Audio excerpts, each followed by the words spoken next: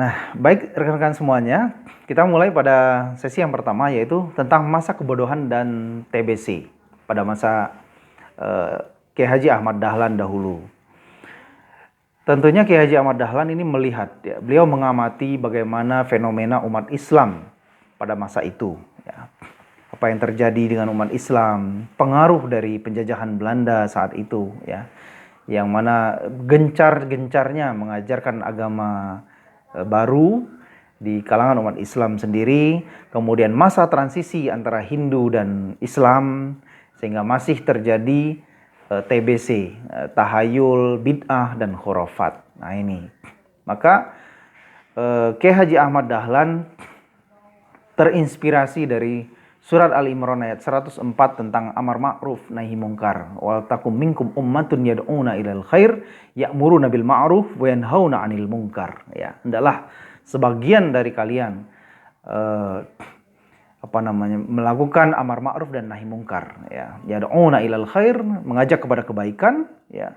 Ya'muruna bil ma'ruf, mengajak kepada hal yang ma'ruf, dan mencegah bersama-sama mencegah hal-hal kemungkaran yang terjadi di masyarakat.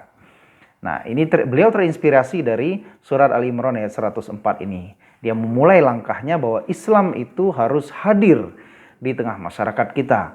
Islam tidak hanya di masjid, tidak hanya di surau, tidak hanya pada ulama, tetapi Islam itu benar-benar hadir di tengah-tengah masyarakat dalam kehidupan tataran peranata sosialnya, sehingga Islam mampu memberikan solusi, jawaban terhadap problematika yang dihadapi oleh umat pada masa itu.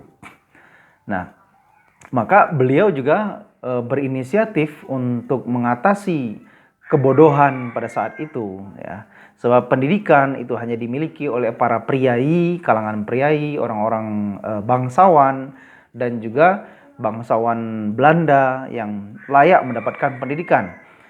Sementara rakyat jelata, orang miskin itu tidak mendapatkan pendidikan sama sekali. Nah, maka akhirnya beliau ini bagian daripada amar ma'rufnya, ya, bagian dari amar ma'rufnya. Dan dalam hal nahi mungkarnya, itu penyakit TBC yang menyebar merajalela di tengah masyarakat seperti tahayul, ya, percaya pada benda-benda, percaya pada keris, percaya pada pohon, keramat, ya. Kemudian benda-benda pernak-pernik yang dipercaya itu membawakan keberuntungan seperti jimat dan lain sebagainya. Dan ini terus terang tahayul ini banyak di India, ya. Di India juga banyak kasus seperti ini. Nah, kemudian bid'ah yang terjadi di tengah-tengah masyarakat juga menghantui pada masa itu, ya, merajalela, di mana umat Islam beribadah tidak sesuai dengan apa yang telah diajarkan oleh Rasulullah SAW. Ada juga yang beribadah hal-hal yang baru, dan bahkan ibadahnya mengikuti tata cara agama Hindu. Nah, itu melakukan pemujaan juga. Nah, ini. Jadi bid'ah ini ada dua hal, ya. Bid'ah dalam hal ibadah, yang kedua bid'ah dalam hal akidah maupun adat istiadat, ya. Adat tradisi Islam yang dicampur adukan dengan tradisi Hindu pada masa itu. Nah, kemudian yang terakhir yaitu khurafat. Khurafat ini kepercayaan terhadap mitos, ya, adanya mitos ini, mitos itu, cerita-cerita, kepercayaan yang itu bertentangan dengan akidah Islam yang sesungguhnya. Nah, ini merupakan tantangan pada masa itu. Ya. Nah, kemudian yang kedua, awal merintis Muhammadiyah, ya.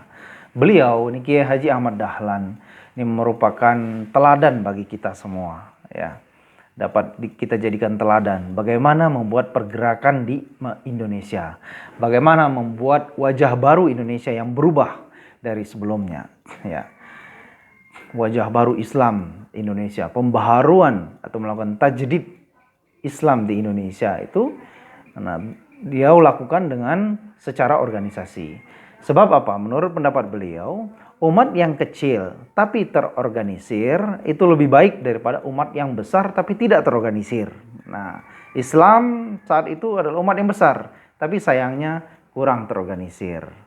Itulah Kenapa beliau mendirikan Muhammadiyah.